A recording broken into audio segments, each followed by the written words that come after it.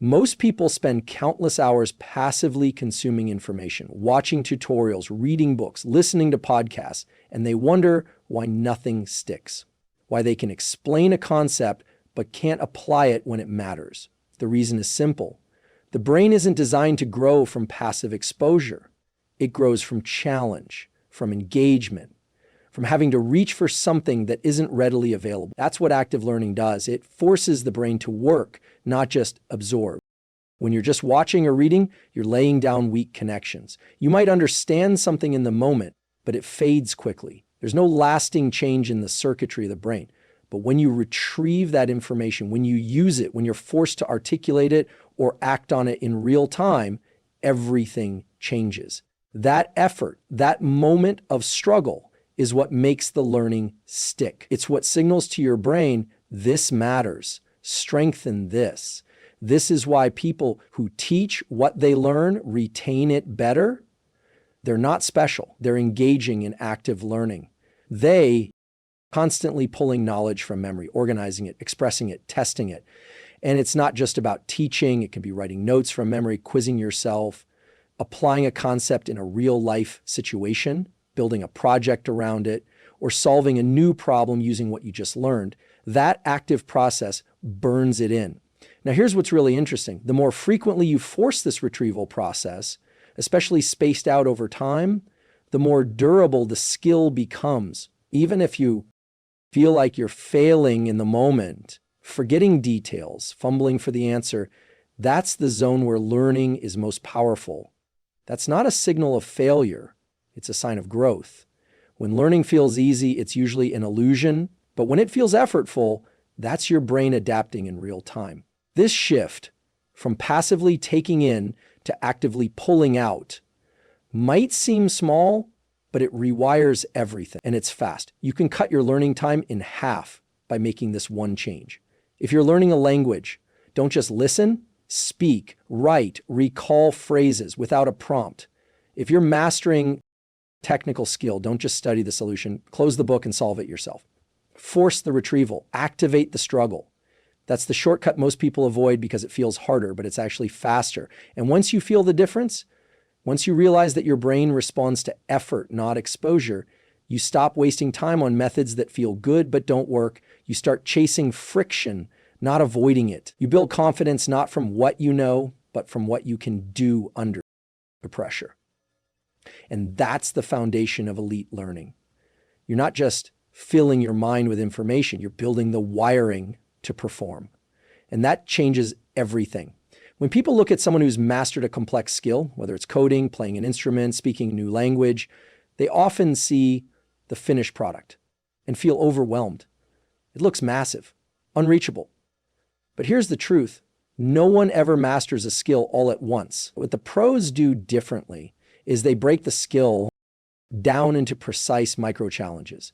And by doing that, they create a path the brain can follow, step by step, wire by wire. This matters more than most people realize. If you try to take on a full skill in one go, your brain doesn't know where to focus. It's like trying to drink from a fire hose. You get overwhelmed, discouraged, and your nervous system starts pushing back. But if you narrow the challenge, if you focus on one tiny component and drill it with intention, you give your brain a clear target. That's when the circuits begin to form. That's when real change starts happening. Think about how a child learns to walk. They don't study the biomechanics of walking, then stand up and run. They first learn how to roll over, then crawl, then pull themselves up. Each tiny milestone unlocks the next. Adults forget this and try to skip straight to the top. But high performers, true learners, go back to the basics. They reverse engineer the skill and master one layer at a time. This process doesn't just make learning easier, it makes fast, because once you isolate the building blocks, you start gaining momentum. You see progress, and progress is rocket fuel for motivation. Let's say you're trying to learn guitar. Instead of trying to play a full song, you focus on switching between two chords cleanly. That's it. Over and over. You're building coordination, muscle memory, speed.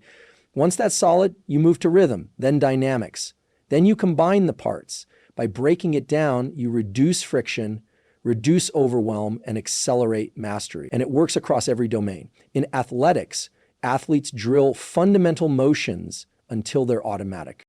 In science, researchers isolate variables to understand complex systems.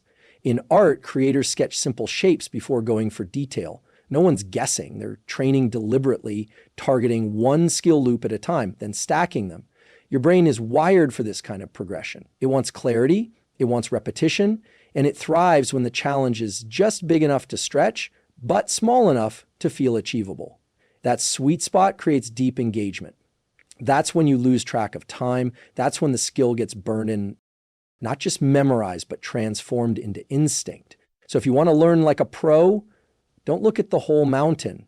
Break it into rocks, turn complexity into simplicity, and train the pieces with purpose. Because mastery isn't about taking in more, it's about going deeper into less. There's a specific zone where learning happens fastest. It's not when you're cruising through something you already know, and it's not when you're completely overwhelmed, lost, or frustrated. It's in that narrow space in between, just outside your comfort zone. That's what I call the friction zone. It's where your brain is pushed to adapt, where it's not easy, but it's not impossible. It's where the real upgrades happen. When you're learning a new skill, the natural instinct is to stay where it feels good, where you're confident, competent, and in control. But that's not where growth lives. That's just performance. If you're always getting it right, you're not training your brain to change. You're just reinforcing what you already know. Progress requires challenge, and not just any challenge.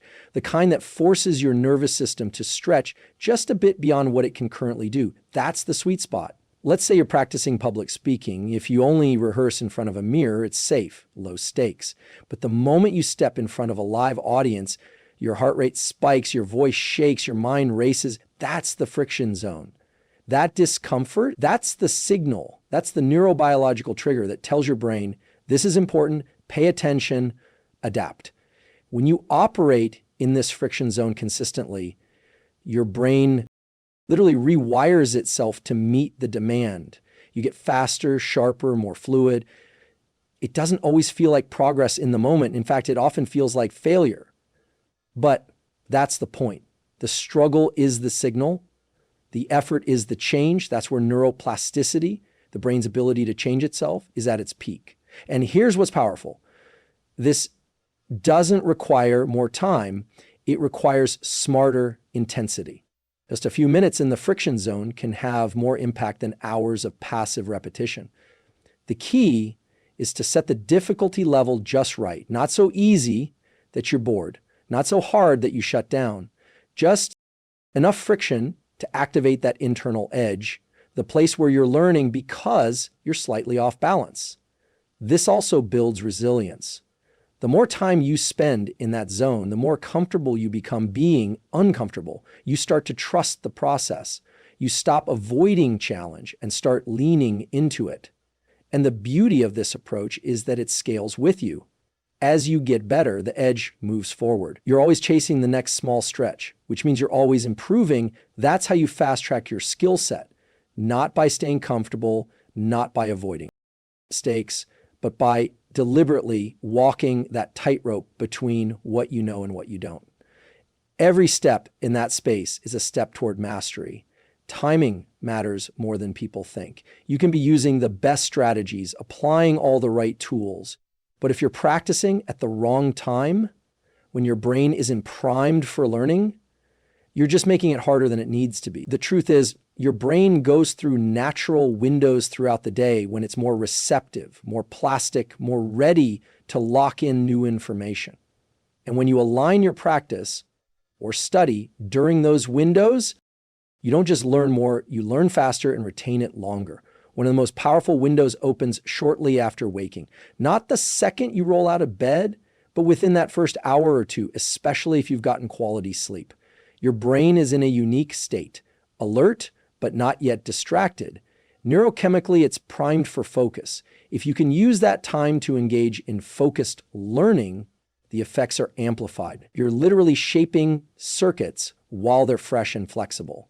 Another boost comes after movement, especially after intense physical exercise. You might think the body and brain are separate, but they're not. A strong physical workout ramps up certain brain chemicals that increase alertness, motivation, and the ability to encode information. That post-exercise window is like a doorway, wide open. And what you do with it determines what gets reinforced. Spend it scrolling mindlessly, and you've wasted it. But spend it tackling a difficult concept, refining a skill, or solving problems. You've just laid down deeper, more lasting pathways.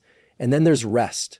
Most people overlook how critical downtime is for learning. After a deep work session, after intense focus, you need decompression, stillness, even boredom.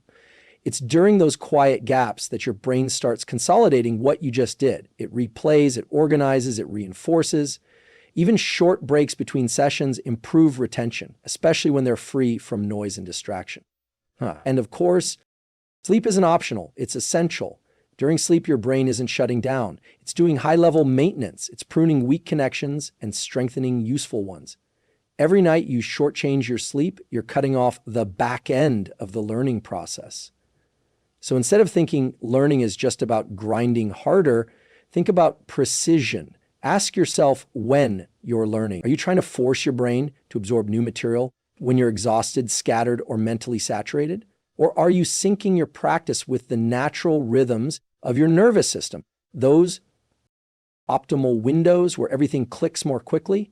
This doesn't mean you need to be perfect with timing every day, but if you consistently aim your focused efforts at the moments when your brain is most ready, you create a compound effect. You start stacking better reps, higher quality sessions, and your momentum builds fast.